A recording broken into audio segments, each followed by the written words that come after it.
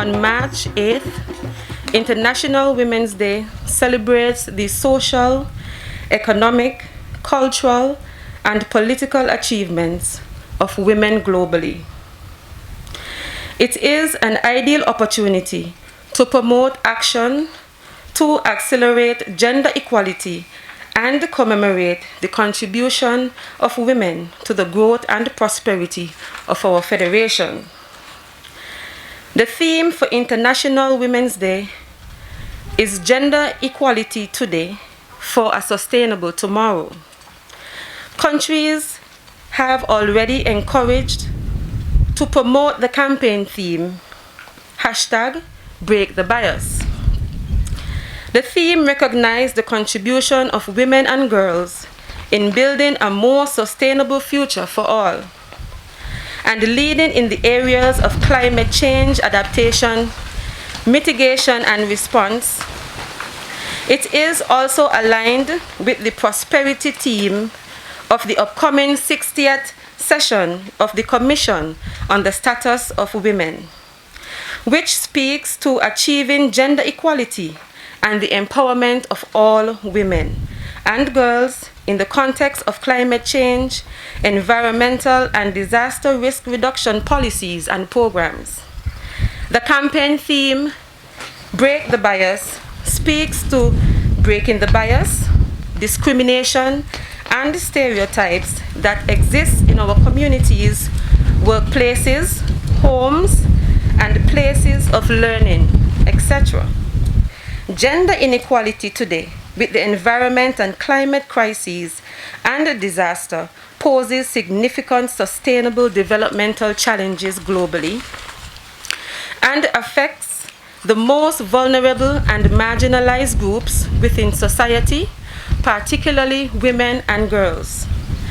The region has a long history of dealing with shocks exacerbated by its location and high exposure to natural disasters such as hurricanes, the result of which severely impact our major economies.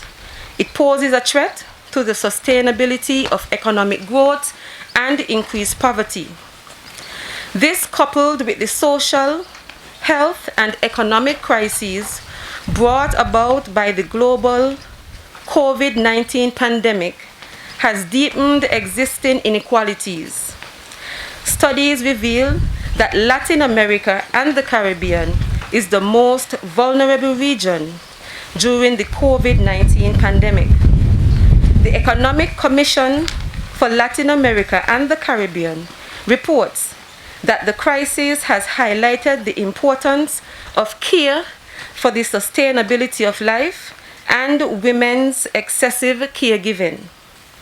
Women's contribution in building resilient communities to climate and environmental actions is evident in their involvement in women's civil society organizations, cooperatives, enterprises, and formal businesses. Their provision of unpaid labor, care for the natural environment, leverage of generational knowledge and practices, and embrace of new and different technologies serve to improve economic opportunities and assist women in their transformation into building of emerging economies. As such, women are important agents of change, and without their input, policies and strategies cannot be designed for the entire community. Breaking the bias suggests, for example, that we can challenge discriminatory social norms that discourage females from pursuing studies and employment in non-traditional areas and promote increased participation of women and girls in STEM education and attainment of jobs in the area of science, technology, engineering, maths, particularly in the blue, green, and the digital economies. The United Development Program recognizes that women's collective and individual knowledge and experience in the management of natural resources at home, community, and societal levels equip them with unique skills that benefit adaptation and disaster efforts and display women's leadership and disaster preparedness. The prolonged COVID-19 pandemic has revealed the tremendous strengths, resilience, and adaptive capacities of women in the critical role that they continue to play. This afternoon's ceremony will publicly acknowledge women who have set exemplary examples, those who have accomplished extraordinary feats or overcome great obstacles, and who provide inspiration for others, as we celebrate women leaders, their achievements, and the importance of their work in our society during this time. We also want to encourage women to continue their work as advocates and champions of change in helping to create a more gender-balanced world. To quote UNDP, "Gender equality is a fundamental human right. It is also a potent mean for development, poverty alleviation and eradication, and environmental sustainability. Women have the right to clean, healthy, and sustainable environments and equal access to opportunities and resources." In closing, we are reminded that as individuals responsible for our own thoughts and actions, and together we can collectively build a world that is more inclusive. First of all, I wish to thank the Department of Gender Affairs for their kind invitation to give the keynote address at this International Women's Day award ceremony, and to thank all of you in the audience today in attendance. I also wish in particular to congratulate the honorees who will be receiving their well-deserved awards and to whom this ceremony is dedicated.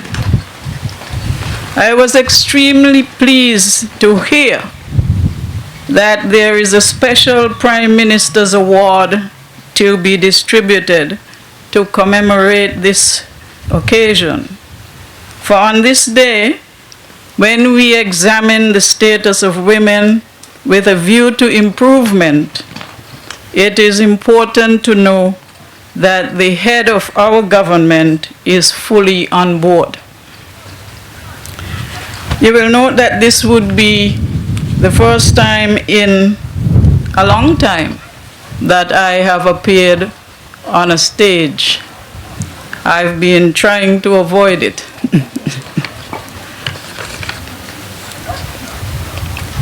I think there are quite a number of women who can share their experiences with us, and certainly I believe that some would be among the persons who will be awarded today.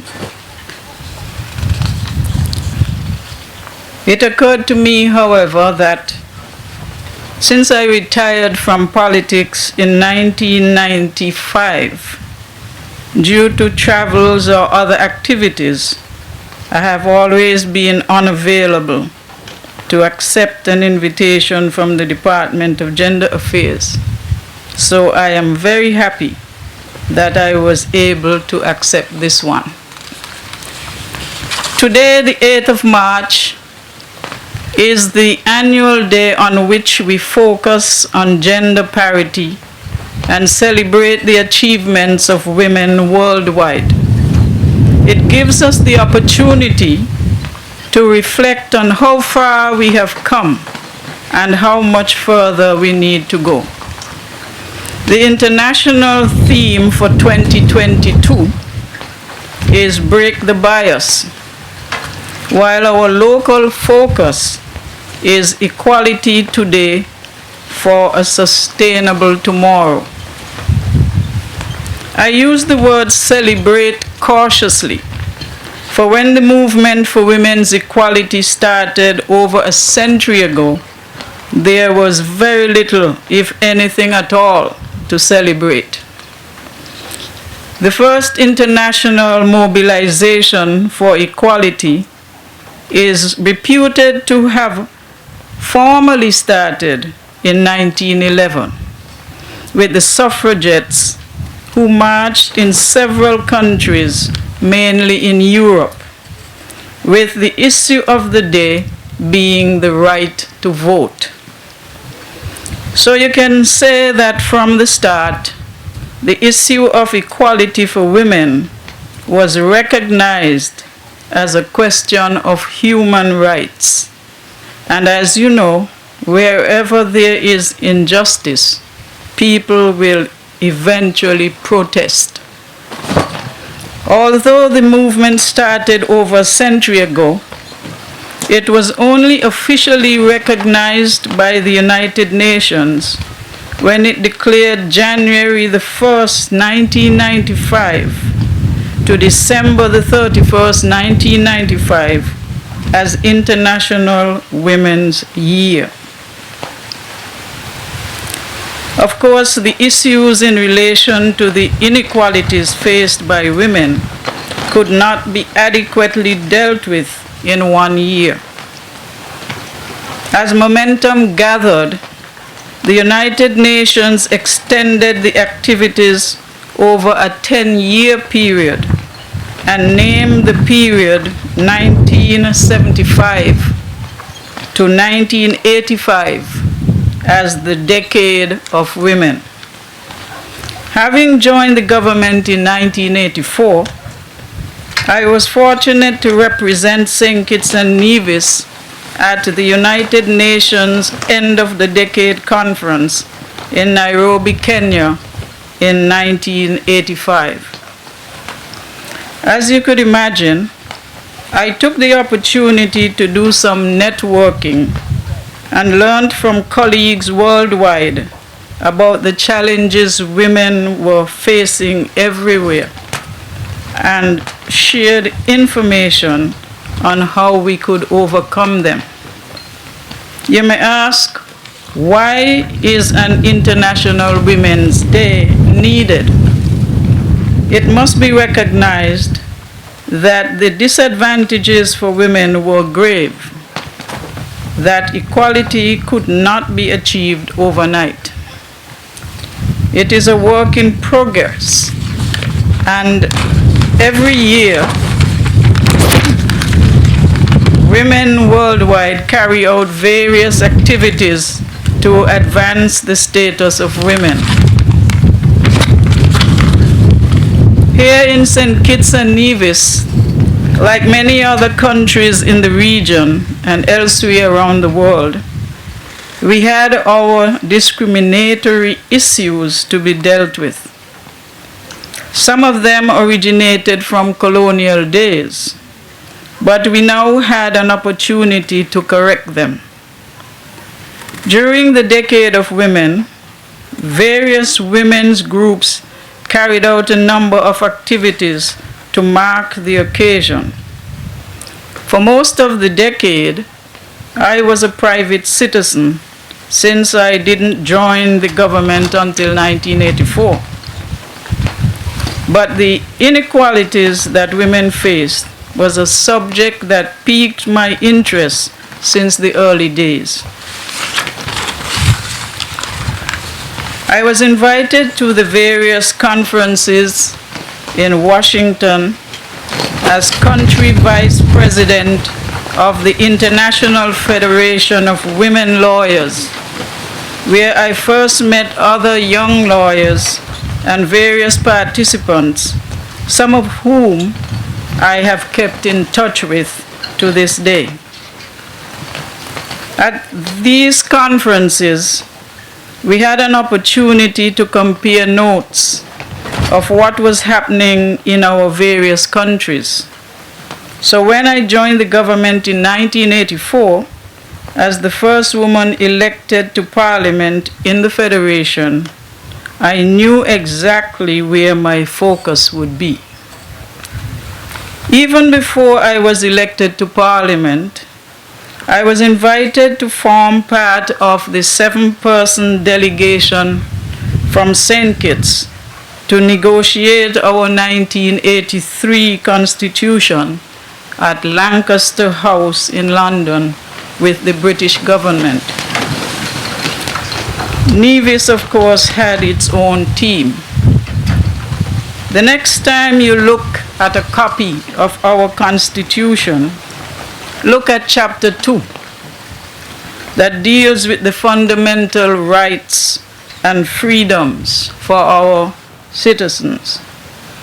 In Section 3, and in particular Section 15, you will see referenced for the first time protection from discrimination on grounds of sex and being born out of wedlock. Those were not in our 1967 statehood constitution. But they solidified some of the matters that were introduced by the government, such as the Status of Children's Act that allowed children born out of wedlock to have their father's name on their birth certificates and inherit from their father if he did not leave a will. The creation of a full Ministry of Women's Affairs was the first in the Caribbean. To my knowledge at the time, the only other country with a full Ministry of Women's Affairs was New Zealand. However, when I raised the matter of establishing the ministry with my colleagues minutes before cabinet portfolios were announced, the Prime Minister, Sir Kennedy Simmons, and all of my colleagues were very receptive. I was pleasantly surprised because I had envisioned something like pulling teeth to get that done. But I got the independence needed to tackle the various issues from the start. The main problem facing our women at the time was the economic situation. There was a large number of households, approximately half, that were headed by single women with one income. Many of the women had small children that they had to provide for. So something had to be done to bring them some relief. Very often, women who wanted to work could not do so, since there were not enough places to leave the children to be cared for. We prepared a 5-year plan, which was used as a kind of blueprint to guide us. We had the cooperation of government and a number of affordable and subsidized daycare centers and other childcare facilities were built or established. These facilities were scheduled to open early enough for children to be taken before work and late enough for children to be picked up after work. This activity enabled many mothers to take up employment. Several discriminatory practices against women were dealt with. Nurses who had to work 12 hours daily shift had their hours reduced to 8 hours a day by creating 3 shifts instead of 2. Pregnant single women in the civil service could no longer be terminated. This practice was particularly discriminatory since the fathers were not terminated in the same manner.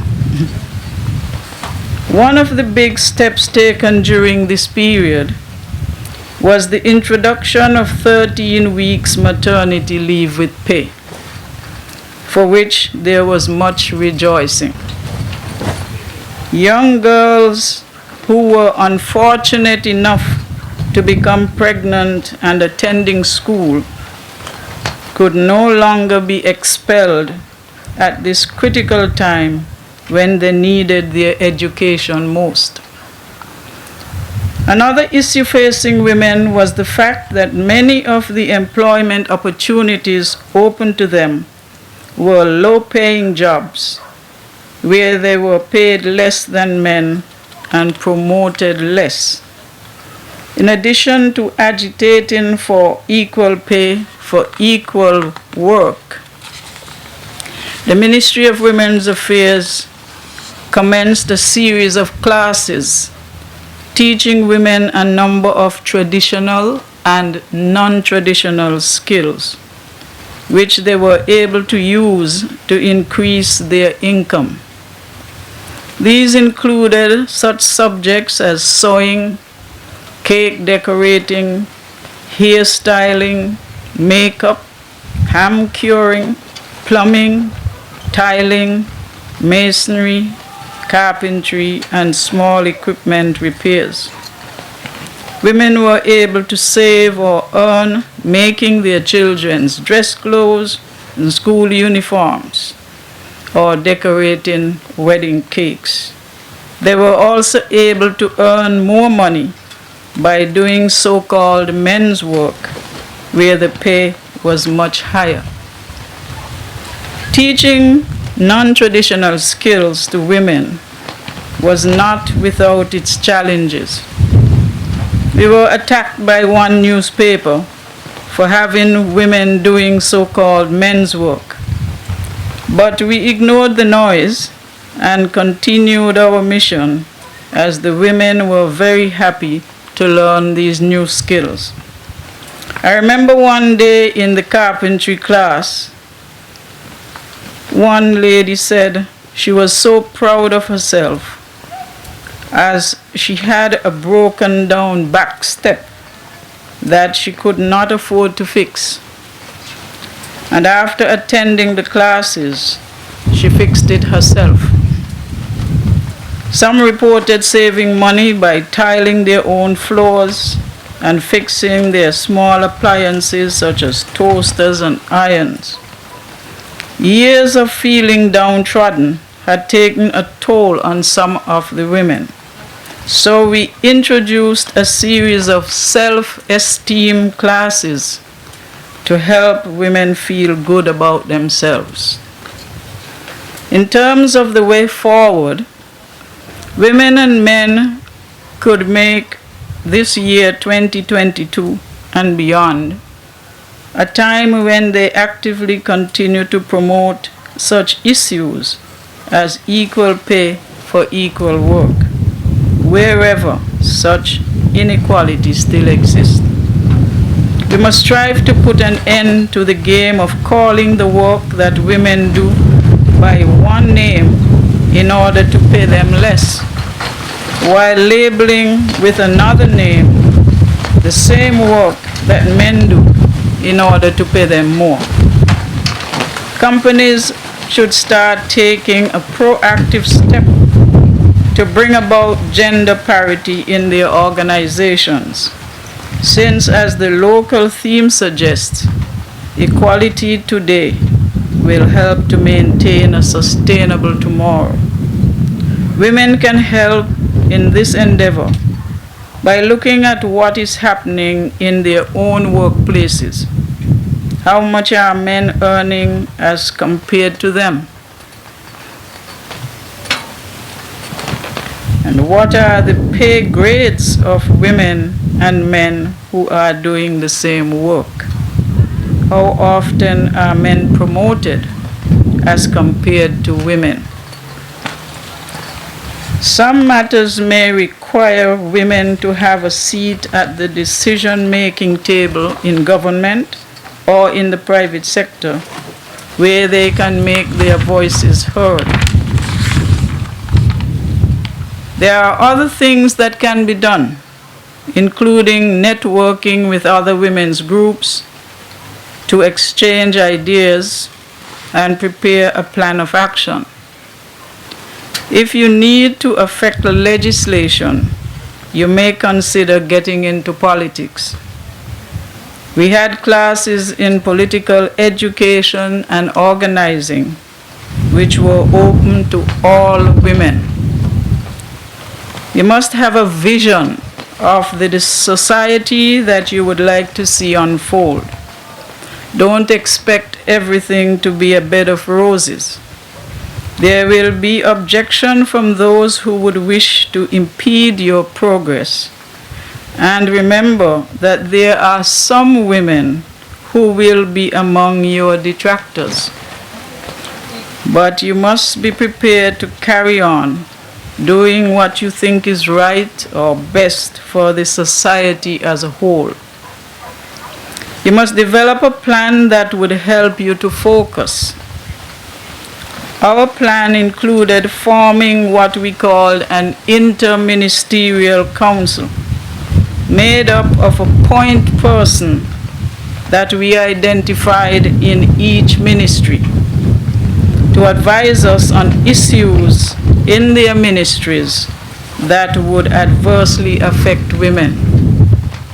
I remember on one occasion, our point person at the Central Housing Authority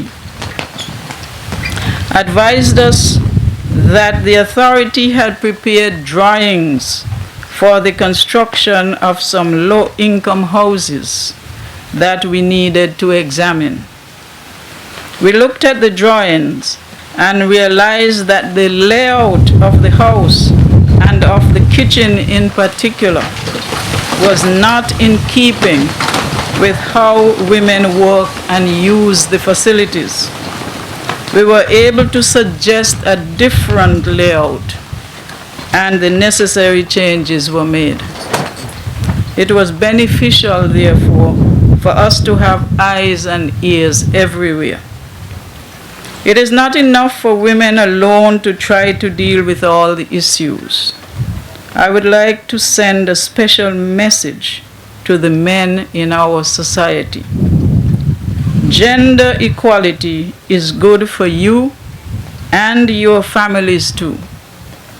Promoting a rise in the status of women is not about bringing down the status of men. It is about lifting the status of both. It is an appreciation of that fact that has prompted a number of men to join in the call for equity or equality. They now understand that equality of the sexes is good for everyone. It is not that men are uncaring about injustices to women.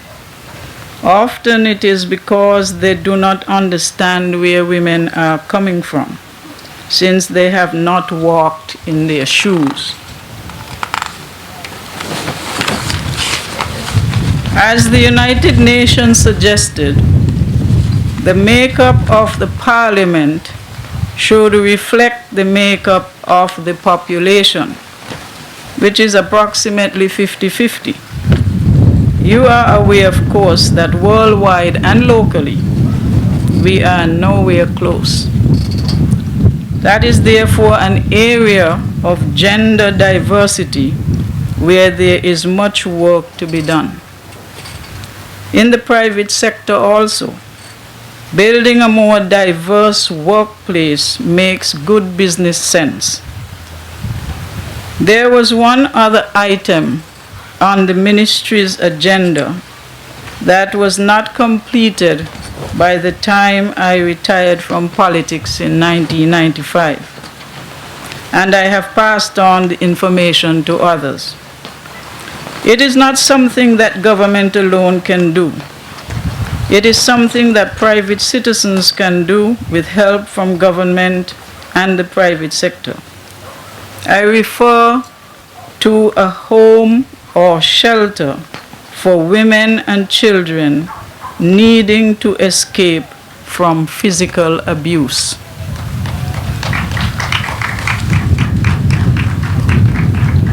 It should not be expected that government can do everything, especially in a country where the general population do not pay personal income tax. But some common ground can be gleaned from the other public facilities, such as the concepts of the daycare centers, assisted childcare facilities, and the nursing homes. Looking at the various models can lend some insight on a suitable model for such a facility. I am aware that a private citizen has taken up the challenge, and I am happy that I was able to contribute in some small way, but much more needs to be done. With those words, I have given some food for thought that can occupy your minds for some time to come. Finally, I wish all of you a happy International Women's Day and pray that the Department of Gender Affairs and the various women's groups and individuals will continue to eliminate all forms of discrimination against women, especially here at home. I know everyone can relate to when they find a special someone. And she's royal. I want her in my life. I never knew anyone cry. No. I know everyone can relate to when they find a special someone. And she's royal. It was a little over 100 years ago that the struggle for women's suffrage began and accelerated. Dame Constance Mitchell alluded to that. And yet, with the passage of 100 years, we still have places in the world today where women are still not able to vote. In fact, modern Saudi Arabia only granted the right to vote to women in 2015. Here in St. Kitts and Nevis, we, in fact, all of our indigenous people were able to do that since 1952.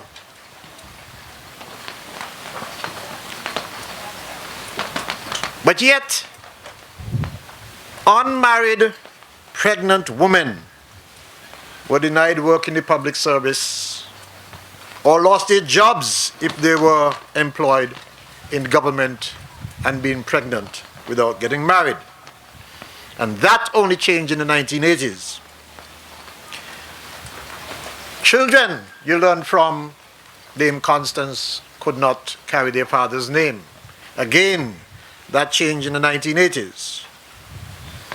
Maternity leave with pay was another important development, again in the 1980s. And there are a myriad of things that have brought some measure of equality to women in the Federation of St. Kitts and Nevis, despite the fact that we have some ways to go.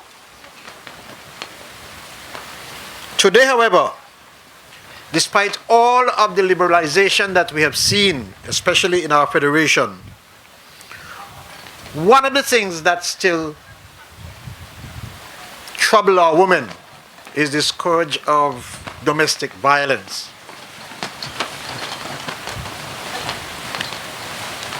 Some 70% of our women, those who are suffering from domestic violence, 70% or more are women.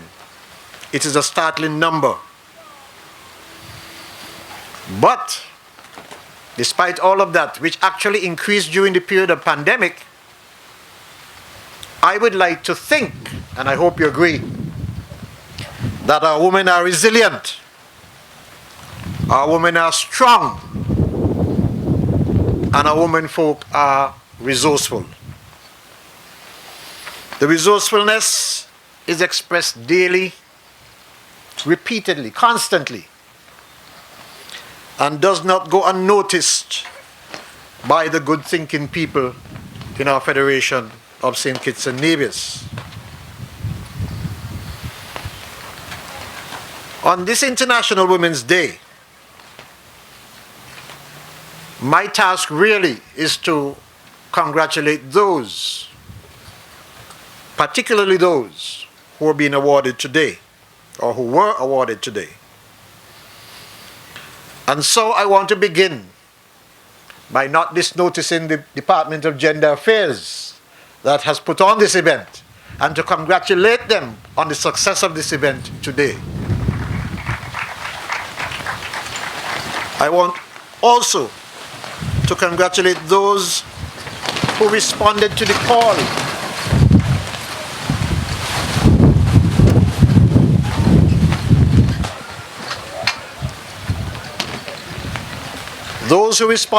call to make recommendations of persons deserving of the award. And so those who responded to the call in several areas like the blue economy, the digital economy, the green economy, women in science, and COVID response, I want to thank you and congratulate you on paying attention to the work being done by the ministry and making recommendations year after year of those persons deserving of award. I also want to congratulate those who were recommended. It tells a story that your work, your dedication, your service is noticed and recognized by your peers, by your associates, by society on a whole. And so I congratulate you and invite you to keep up the good work. I also want to congratulate those who did the evaluation of those who were submitted. There were some 19 names that were submitted. And so I want to congratulate those who did the evaluation, bringing those who won the awards before us this evening who are well deserving. And finally, I want to congratulate those who received awards. Those who received awards in those important categories. And because I act as minister, because I am the minister who is responsible for solid waste, I want to particularly recognize the work done by one of the awardees in making sure that our environment is clean. I may add, as I congratulate you and all of you, that I am one who am very passionate about the way we treat with our plastic bottles. It is important that we ensure that those plastic bottles are not strewn all over the place. Because as you know, plastic contains chemicals that are hazardous, poisonous to human beings. And if they get in the food chain by ending up in the sea, it is very likely that it will return to your bodies if you eat fish and the like. So, for those who, when driving in vehicles along the road, just put their hands to the window and throw bottles out, stop it.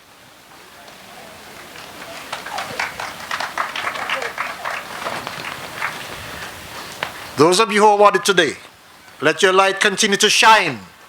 Shine so that our nation may benefit from your good works. And I take this opportunity to congratulate you and all of you and everybody in our nation. Happy International Women's Day.